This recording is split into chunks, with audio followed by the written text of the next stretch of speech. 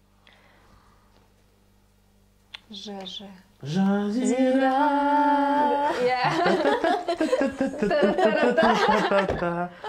Сосын бар ғой, жаным, жаным, жаным деші, аралап айтқан. Жаным сенің құлағына сыбырлайын. Мадина Мінекей Садуақасының, сыбырлайын. иә, жүрегім мұздай өртеніп жаным, Кім біледі махаббаттың от боларын. Ой, деген ай. Жұлдызды түнде шаттанамын, қайтейін тебіреніп жатса жаным. Ағарып атса Таңға қимаймын, жалғанда жалғыз сыймаймын. Біледі екен. Жақсы, ал. Наталья ханым. О. Ой, есімде жоқ. Ою отыр, ою отыр. Аня, қайдағы ою аю? Ой, пырмай, сол қызай бар ғой, өлең. Опа. Бұл қазақтың өлеңі ме? Иә, қазақтың өлеңі емес.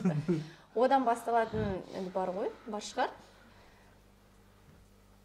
Ол сен емес, ол сен емес, ол сен... Емес. Ал, жақсы. Достар бар әйтеуір. Ладно. Музыкальная пауза. К. Нет. Кадан басталатын? Не бар бізде?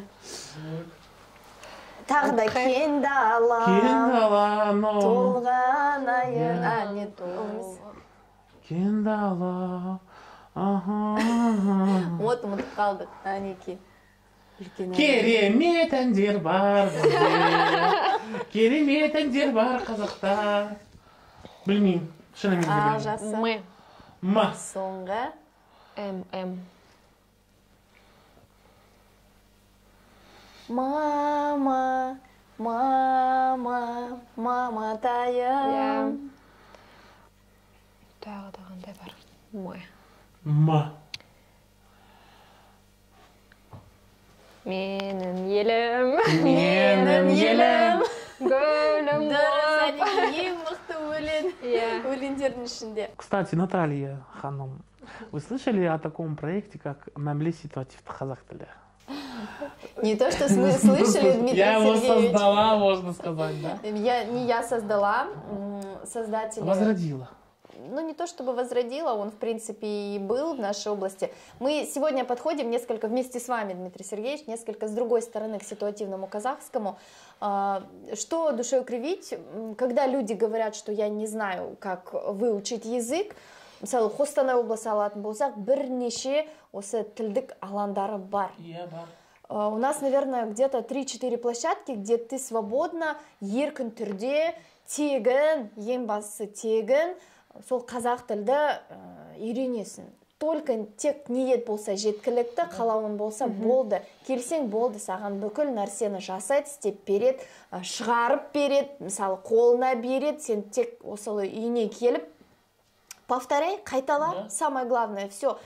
И сегодня, когда вы работаете вот по ситуативному казахскому, кроме вашей группы, да, где посещают там порядка 20 людей, когда-то больше, когда меньше, сегодня все люди, приходящие в наш зал Дома дружбы, учат то, что вы оставляете после мамле, и это классно, да, одна из самых таких, наверное, интересных методик, когда вы можете у себя по дому расклеить какие-то слова, даже вот там терезе, мысалы, да, баспалдақ, гүл, мысалы, там, еден, да, любое, и ты уже будешь знать эти слова, они у тебя будут встречаться каждый день, если там тебе очень трудно, мысалы, күннің ішінде 10 сөзді жаттап алу, мысалы. Вот эти распечатки, знаете, они очень, я тогда бывает, тогда так, когда злюсь, говорю, как это вы слово-то не знаете? Ну, быстро посмотрели на стенку. Да, точно.